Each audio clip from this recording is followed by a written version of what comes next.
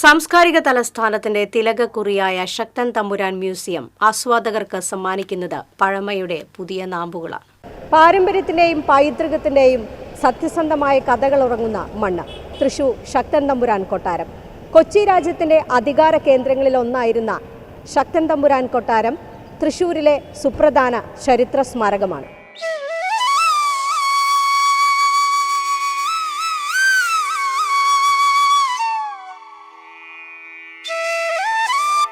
വടക്കേച്ചിറ കോവിലകം എന്നു പേരുള്ള കേരള ഡച്ച് വാസ്തുവിദ്യയിൽ നിർമ്മിച്ചിട്ടുള്ള കൊട്ടാരം വടക്കേക്കര കോവിലകം എന്നാണ് പ്രാരംഭകാലത്ത് അറിയപ്പെട്ടിരുന്നത്.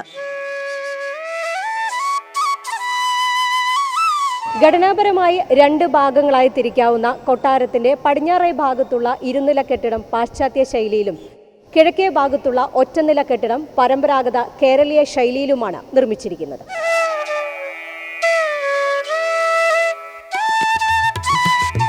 പരമ്പരാഗത നാലുകെട്ടിന്റെ ഘടനയിൽ നിർമ്മിക്കപ്പെട്ട കൊട്ടാരം 1795 രാമവർമ്മ ശക്തൻ തമ്പുരാനാണ് ഇന്നു കാണുന്ന തരത്തിൽ പുതുക്കി പണിതത്.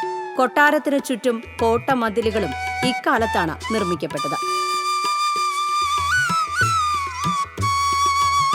കൊട്ടാരത്തിന് ചുറ്റുമുള്ള കോട്ടയുടെ കിഴക്കും പടിഞ്ഞാറും ഭാഗത്തുള്ള കവാടങ്ങൾ മാത്രമാണ് ഇന്ന് അവശേഷിക്കുന്നത്.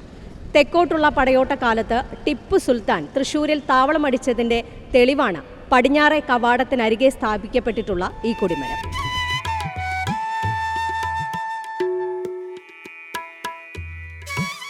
വടക്കേച്ചിറയോട് ചേർന്ന സസ്യജാലങ്ങളാൽ സമ്പന്നമായ പൈതൃകോദ്യാനമാണ് കൊട്ടാരത്തിന്റെ മറ്റൊരു സവിശേഷത. രാമവർമ്മ ശക്തൻ തമ്പുരാന്റെ ശവകുടീരവും പൈതൃകോദ്യാനത്തിലുണ്ട്. മഹാശില സ്മാരകങ്ങൾക്കായി ഒരു പുരാവസ്തു പാർക്കും കൊട്ടാരവളപ്പിലുണ്ട്.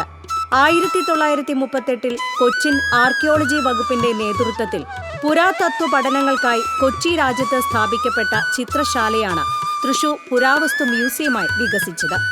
പിന്നീട് കൊല്ലങ്കോട് ഹൗസിലേക്ക് മാറ്റിയ മ്യൂസിയം കേരളത്തിന്റെ ചരിത്രം വരച്ചുകാട്ടുന്ന അപൂർവ വസ്തുക്കൾ കൂടി ഉൾപ്പെടുത്തി 2005 ശക്തൻ തമ്പുരാൻ കൊട്ടാരത്തിൽ പുനഃസജ്ജീകരിക്കപ്പെട്ടു. രാജരഥം, ശിലാശില്പങ്ങൾ, പള്ളിയറ, അംശവടി, തലപ്പാവ് തുടങ്ങി 14 ഗാലറികളായി തിരിച്ച് ചരിത്രാതീത കാലം മുതൽ ആധുനിക കാലം വരെയുള്ള പുരാവസ്തുക്കളാണ് മ്യൂസിയത്തിൽ സജ്ജീകരിച്ചിരിക്കുന്നത്.